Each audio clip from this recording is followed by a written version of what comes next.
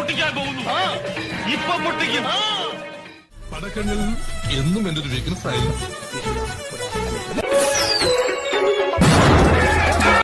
കൊള്ളി പത്മനാഭന്റെ വെച്ചോത്തുറവിലാണല്ലോ ചെന്ന്. എവിടെയോ എന്തോ ഒരു തകരാറ് പോലെ.